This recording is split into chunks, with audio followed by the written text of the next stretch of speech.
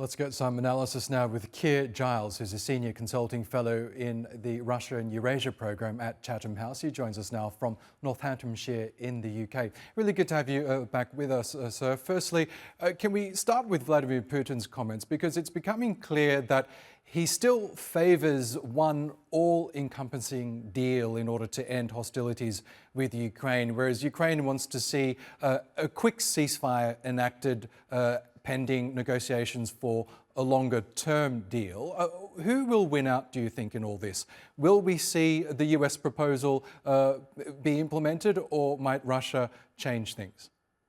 I think it's still a little premature to interpret precisely what Putin wants. We've seen that interpretation shifting in foreign media coverage over the last almost 24 hours. But of course, all of that is quite distant from what Putin actually said in Russian.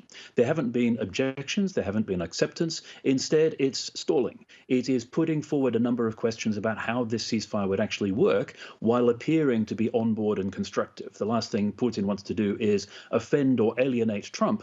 But the second last thing he wants to do is actually agree to a ceasefire when Russia, of course, still thinks it holds the military advantage. So it makes sense for Putin to delay, to put up obstructions and questions and things that need to be worked out, he says, before any kind of ceasefire discussions progress further. In a sense, Donald Trump has been emboldening Vladimir Putin, hasn't he, by saying repeatedly that it's Moscow who holds all the cards right now. How might that play out, do you think? What is Vladimir Putin looking for in terms of a cessation of hostilities?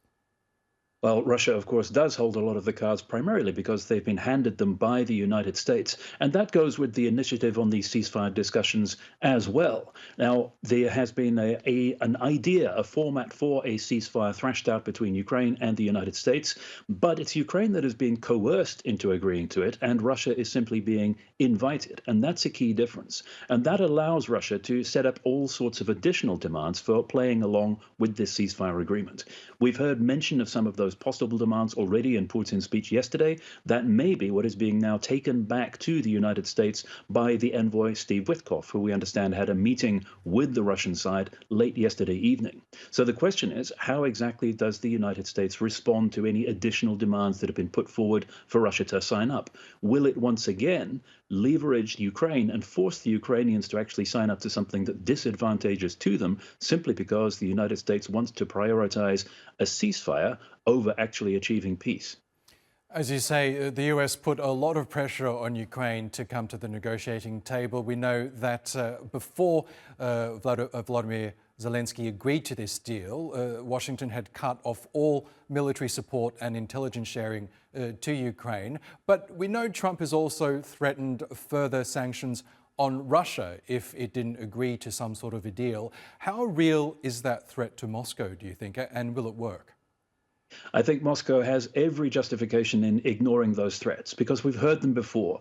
There was a brief aberration shortly after Trump came into power when he appeared to be trying to exert leverage on Moscow by threatening tariffs, taxes and sanctions, but that was just a blip. The rest of the time it's been a case of the United States effectively accepting Russia's demands and then enforcing them on Ukraine. We've seen just over the last 24 hours again what has been reported as new sanctions on Russia. In fact, it's just an exemption from sanctions quietly lapsing, which might not be anything to do with the current ceasefire process because it's just a coincidence in dates. It would be strange and out of character for Donald Trump to use any of the levers that he has at his disposal for actually trying to coerce Russia instead of Ukraine towards a ceasefire deal. In the meantime, we know European powers have essentially been sidelined in this process. Do you believe that they will eventually play a part in forging some sort of a ceasefire or a longer-term deal?